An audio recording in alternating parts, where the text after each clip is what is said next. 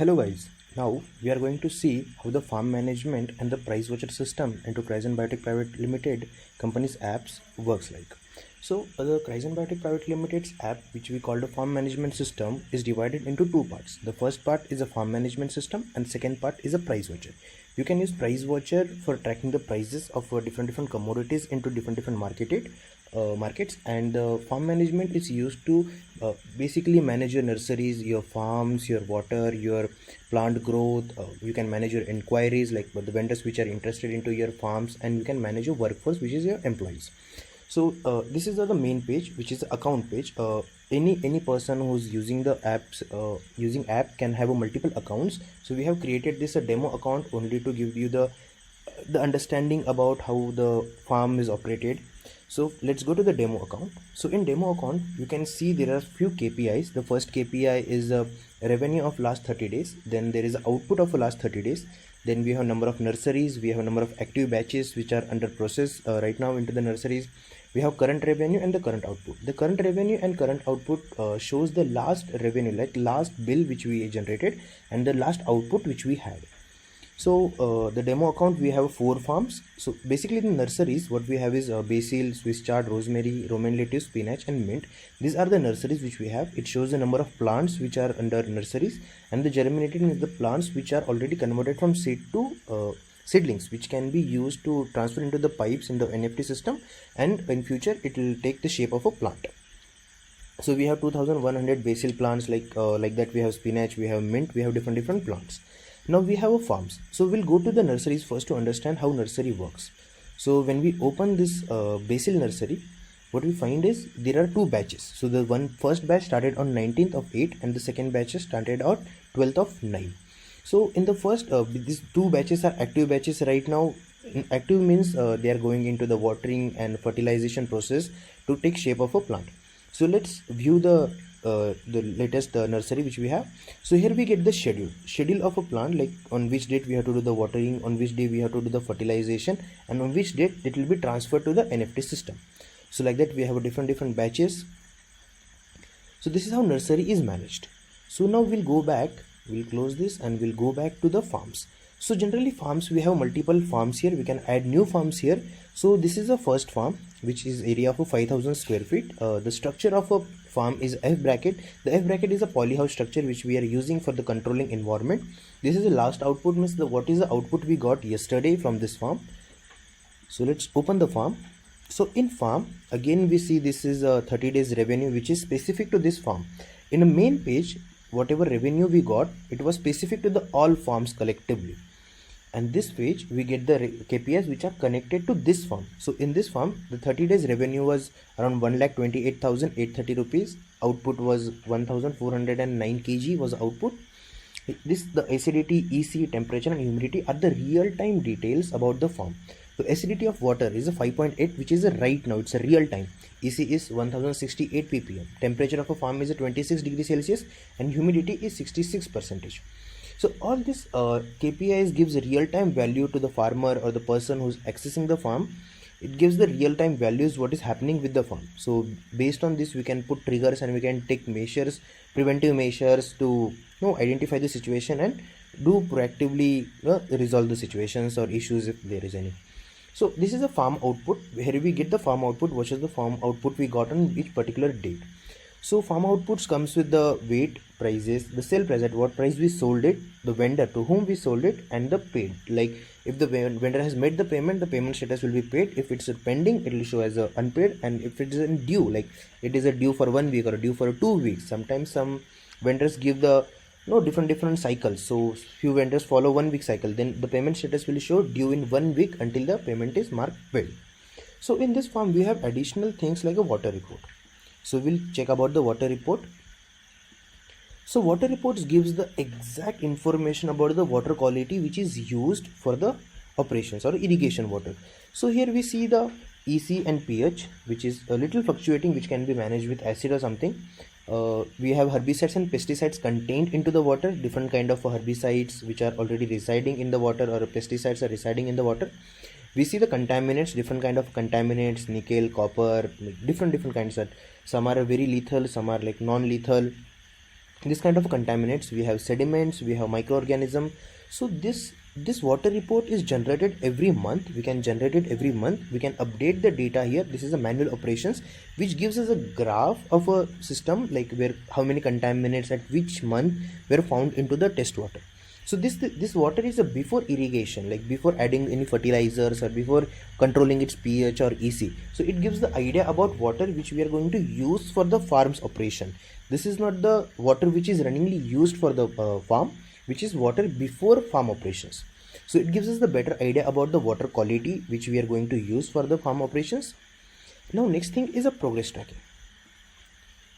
So progress tracking helps any farmer or person to understand what is the progress of his particular farm on periodically basis. For example, this is the farm which is a P0 farm. 2 months back there was mere seedlings. After that, slowly we started seeing growth into the seedlings. Then the farm started taking place. 3 months back there was a seedling phase. Then there is a 2 months back we transferred into the pipes. After, again 2 months back, after few days we started seeing some growth. Again 2 months back the growth was like high growth was there. 1 month back we started small harvesting. Like slowly after 1 month back, 29 days back, 25 days the plant was completely developed. 18 days back the farm was completely ready for output, and 11 days back we started doing the harvesting and we started sending produce to the market. So this is how we can track the progress of an entire farm. So the basic job of progress tracking is to understand about the development of a particular farm, how it is going from the day we started, from the which day we want to track the progress. So it gives the image format progress, so it is very easy to understand for any farmer or any user. So after progress tracking we have farm sensors. So remember we saw different kind of acidity, EC, temperature and humidity values here. These values are derived from the sensors. So these are the different kind of sensors. These are sensors from the basil farm, which is P0 farm. We have a humidity sensor, we have temperature sensor, we have EC sensor, and we have acidity sensor. Let's dig into humidity sensor. What humidity sensor exactly does is, humidity sensor takes value from on different date. It plots a graph and it helps us to understand what is the humidity into our farms and are we able to manage the proper humidity for particular plant growth. Same thing happens with the temperature. So temperature gives us a different type of temperatures which we have into the farm, how we are managing it, are they crossing any limit, like they are shooting up or they are shooting down. We can see all that information. We can utilize that information to understand, do we have to take any preventive measures if temperature rise is there. So all that matters we can do here. So this humidity and temperature sensors are basically climate controlling these are basically climate controlling sensors. EC sensors and acidity sensors are the water sensitive sensors. So EC sensors gives us the what is the EC, or electric conductivity of a water, which we are using for the irrigation. Again it gives us a different values, everyday's values we can understand. We can see is there any uncertain growth or uncertain shoot up or shoot down is there. So we can utilize this data to understand what kind of things we have to do, like we have to add more fertilizers or we have to reduce the dosage of fertilizers into the water. These sensors helps us there. Then again we have acidity sensors. Acidity sensors helps us to understand what is the proper acidity range for the water. So generally 5.5 to 6.5 is the best range of acidity or the base neutral of a water which is required for the plant growth. So using this sensors we can understand those data.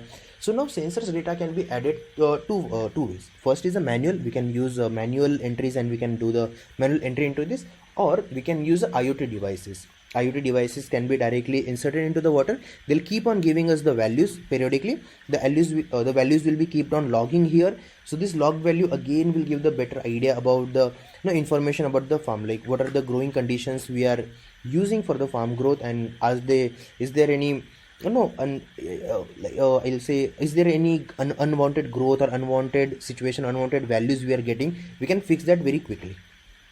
So that is the main job of a sensors or a farm sensors which we use. So now we'll go back to the farm resources.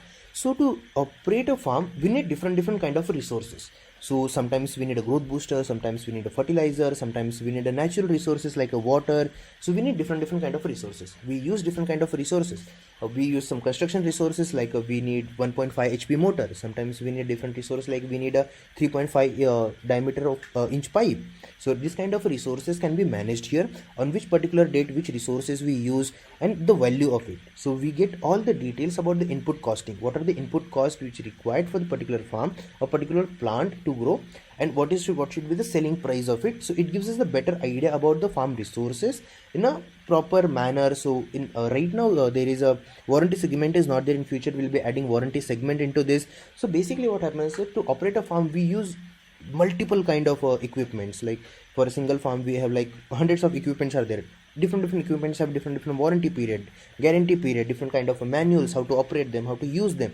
We can include all them into the farm resources. Then whenever we require, if there is any maintenance issue or is there any tweaking issue is there, you can immediately go to that particular resource. We can understand about their manual, we can understand their warranty period, we can apply for the warranty, we can do different kind of things into the farm resources. It really saves a lot of hassle to the farmer to remember all these details and all these things, like which item is used where and what is this warranty period and how to operate it, how to tweak it, how to make small changes into it. So everything can be come under farm resources. So this is all about managing the farm.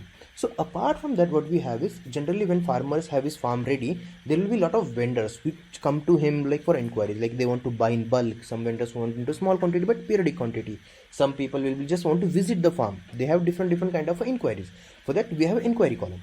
So what inquiry column does exactly is, we have this embed code option. This code can be embedded on any HTML page or any WordPress or Magento or any CMS, any content management system. It can be utilized.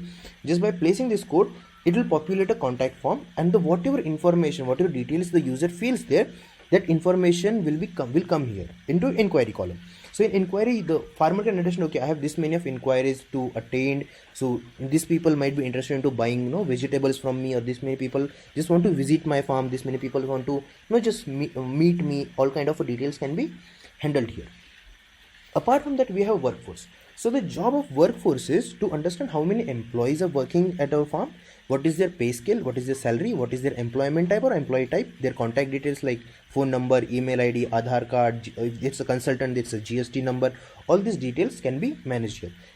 Simply you can put you can add this photo, Aadhaar card, PAN card, GST, employee details, salary intervals, and all these details, and workforce can be created. So this is used to understand how much salary we are giving to the employees, how much what is its role, what is his Aadhaar card number, if you have to, what is his PAN card number, if you have to file a taxation for him, if it's a consultant, what is the GST number, if you are paying any GST taxes on service to him, so what is the GST number. All these details will be saved here.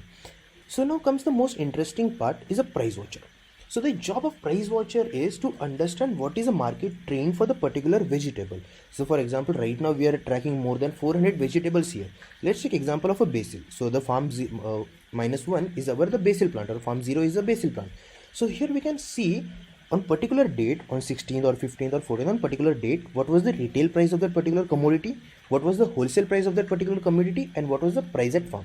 So price at farm gives us the idea about if any vendor want to buy a particular commodity at our farm location, he will be handling delivery part of it. What is the price it's gonna be for him?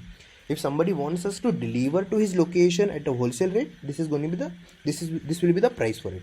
If someone wants to place the retail store and keep all these commodities into the retail space, what is the price gonna be? So we get the detailed graph of a price commodities, which is dependent on the all prices across the India in different cities, different markets like APMC market, or some supermarkets like Big Bazaar. There's there, Reliance Fresh is there, Mega Store is there. So different prices, we accumulate all this price and we plot a graph about this.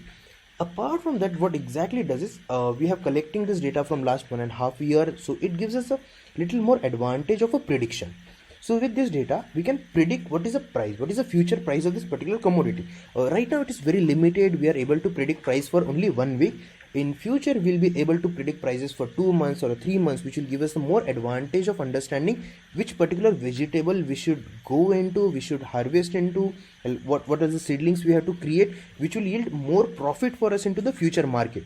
So what is the best selling vegetables in the future upcoming market in the next 3 months or next 2 months, which are the vegetables which gonna give us the highest return on our investment. So we can predict here using machine learning and artificial intelligence. This entire prediction work is done by the artificial intelligence and machine learning algorithms. So right now it is supervised learning. We are using supervised data, which is a previously fetched data, to understand the new market trends and the market prices, and what at what price we should be able to sell it if in future, if you are doing any contract with any particular company or any vendor. So this gives us a better idea what should be the contract price. We should not underselling them, no, we should not oversell them. The price model, the WTP, willingness to pay, we should understand it here, we'll understand it here, and we can sign our contract, we can give their pricing according to the price watch which we have. So sometimes, so there is right now we are targeting only tier 1 cities for this.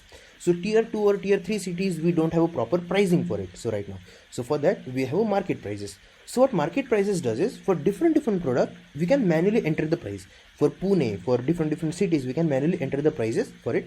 So these prices will be taken consideration while plotting the price watcher graph.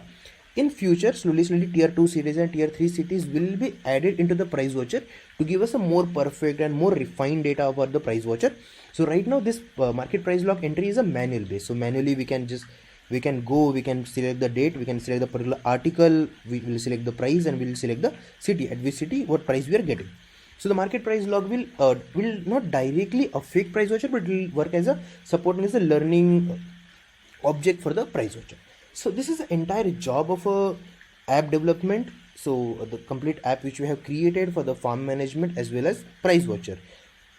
So if any farmer or any user, if he wants any help or any information, he can directly contact us, he can mail us for any details or something. And this is the entire workflows: inquiry, market price, farm management, nursery management, price watcher, and the account management system. I hope you guys liked it. If you have any question, any comment, you can shoot us an email at support@horizon.com.